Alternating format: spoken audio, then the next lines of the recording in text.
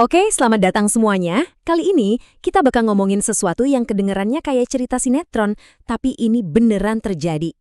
Ini adalah sebuah drama kerajaan modern yang lagi panas-panasnya di jantung Indonesia. Kisah soal tradisi, kekuasaan, dan ya konflik internal di salah satu keraton paling bersejarah di Jawa.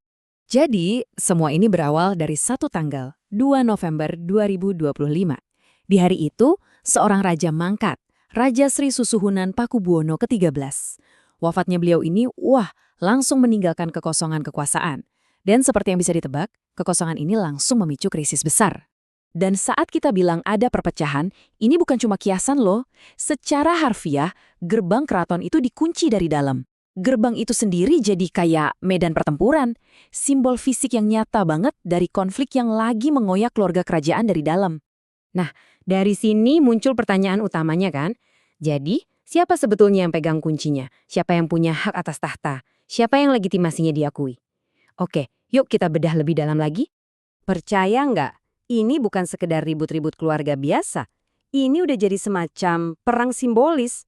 Dan semuanya dimulai dari sesuatu yang terdengar sepele, yang sekarang dikenal sebagai drama gembok. Insiden ini benar-benar nunjukin betapa panasnya situasi di sana. Coba Anda bayangkan deh, sebuah gembok, benda sesederhana itu bisa jadi pusat perebutan kekuasaan kerajaan. Satu pihak ganti gemboknya, pihak lain nggak bisa masuk. Sampai-sampai mereka harus manjat tembok, dobrak paksa gerbang, gembok dan kunci jadi simbol siapa yang berkuasa. Ini bahkan sampai memicu bentrokan fisik loh. Dari sini aja udah kelihatan kan betapa dalamnya perpecahan mereka. Nah, di pusat semua kekisruhan ini ada dua orang. Dua pangeran yang statusnya kakak beradik. Dan dua-duanya sama-sama mengklaim diri sebagai raja yang sah, Pakubuwono yang ke-14. Di sini nih letak inti masalahnya. Di satu sisi ada KGPH Purboyo, dia putra bungsu tapi lahir dari permaisuri yang sah. Dia pegangannya wasiat lisan dari ayahnya. Di sisi lain ada kakaknya, KGPH Hangabehi. Dia putra sulung tapi ibunya sudah diceraikan. Dia didukung Dewan Adat yang berpegang pada hukum anak sulung. Jadi pertanyaannya, mana yang lebih kuat? Sabda seorang raja atau hukum tradisi yang udah berjalan ratusan tahun? Dan situasinya memanas dengan sangat-sangat cepat. Coba lihat lini masa ini. Tanggal 2 November, rajanya wafat. 3 hari kemudian, tanggal 5, Purboyo mendeklarasikan diri jadi raja. Seminggu kemudian, tanggal 13, Hangabehi juga dinobatkan jadi raja oleh kubunya. Jadi, dalam waktu kurang dari 2 minggu, Keraton Surakarta punya 2 raja. Kacau kan? Yuk kita lihat kelanjutannya. Oke, jadi kenapa sih ini bisa terjadi? Kenapa bisa ada 2 raja? Nah, sekarang kita bakal masuk ke akar masalah yang lebih dalam lagi. Ternyata, nggak ada aturan main yang jelas. Nggak ada semacam konstitusi modern soal suksesi di dalam keraton. Untuk ngerti masalahnya, kita harus kenal sama satu istilah ini, paugeran. Ini adalah istilah Jawa untuk hukum adat dan tradisi yang nggak tertulis, yang selama ini jadi panduan keraton, termasuk soal suksesi. Nah, masalahnya, karena nggak tertulis, aturannya jadi abu-abu. Ambiguitasnya inilah yang jadi sumber masalah utama. Nah, ini dia benturan interpretasinya. Kubu Purboyo bilang sabda raja adalah hukum. Apapun yang diucapkan raja itu mutlak gak bisa diganggu-gugat. Sementara kubu Hangabehi berpegang pada hak anak sulung, bahwa tahta itu harus turun ke pewaris laki-laki tertua. Jadi, dua-duanya merasa benar menurut versi paugeran mereka masing-masing. Paham kan kenapa konfliknya bisa buntu? Karena kekacauan ini nggak kunjung selesai, akhirnya pemerintah pusat turun tangan. Pemerintah Indonesia merasa perlu ikut campur. Tapi, bukannya menyelesaikan masalah, intervensi ini malah bikin konfliknya masuk ke babak baru yang lebih rumit. Terus kenapa pemerintah sampai turun tangan? Well, salah satu alasannya, dan ini alasan yang besar, adalah uang. Ada dana miliaran rupiah dari pemerintah untuk pelestarian keraton.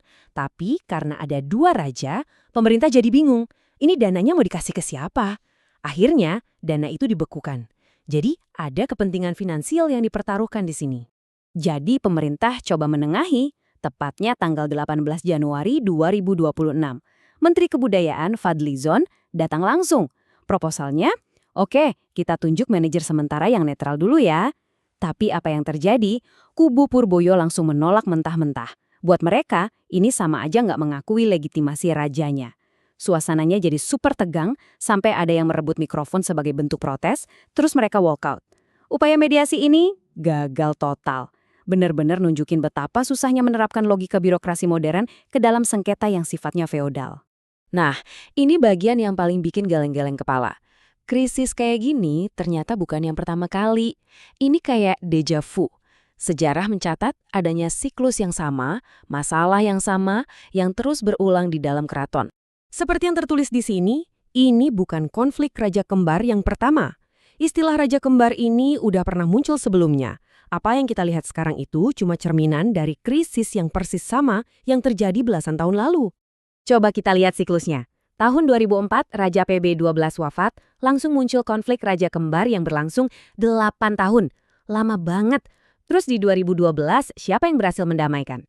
Joko Widodo, yang waktu itu masih jadi wali kota Solo. Nah, sekarang 2025, Raja PB13 wafat, dan boom, konflik raja kembar balik lagi. Polanya jelas banget kan? Keraton kayaknya nggak bisa menyelesaikan masalah internalnya sendiri, dan selalu butuh orang luar yang kuat untuk turun tangan. Jadi intinya apa? Keraton ini seperti terperangkap dalam sebuah lingkaran setan. Mereka gagal memodernisasi aturan main mereka sendiri. Akar masalah utamanya, yaitu aturan suksesi yang abu-abu itu nggak pernah benar-benar dibereskan. Jadi ya, ini seolah jadi jaminan kalau konflik yang sama bakal kejadian lagi, dan lagi. Ini membawa kita ke pertanyaan terakhir. Dulu, keraton butuh juru damai dari luar, seorang wali kota, untuk menyelamatkan mereka dari konflik internal. Nah, pertanyaannya sekarang, siapa yang bisa menyelamatkan mereka kali ini? Siapa atau apa yang akhirnya bisa memutus lingkaran setan ini?